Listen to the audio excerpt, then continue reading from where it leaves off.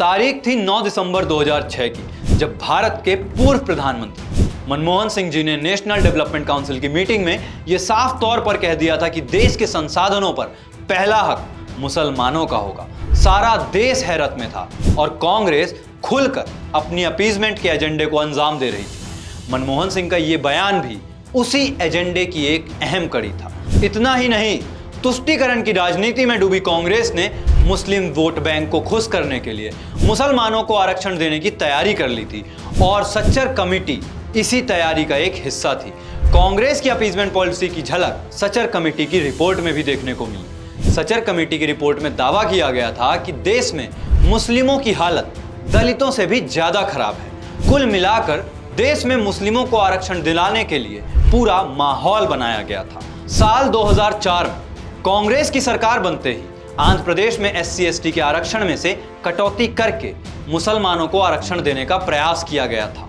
कांग्रेस के लिए यह एक पायलट प्रोजेक्ट था जिसे वो पूरे देश में आजमाना चाहती थी। 2004 से 2010 के बीच कांग्रेस ने 4 बार आंध्र प्रदेश में मुस्लिम रिजर्वेशन लागू करने की कोशिश की, लेकिन कानूनी अड़चने और सुप्रीम कोर्ट की जागरूकता के कारण वो अपने मंसूबे पूरे नहीं कर पाए। साल 2011 में कांग्रेस ने इसे पूरे देश में लागू करने की कोशिश की।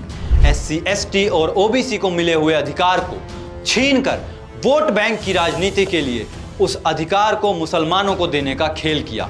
और तो और कांग्रेस ने देश के हर नागरिक तक यह संदेश पहुंचाने की तैयारी कर ली थी कि अगर आप अपना धर्म बदलकर इस्लाम कबूल कर लेंगे तो आपको SC/ST और OBC से भी ज्यादा फायदा होगा।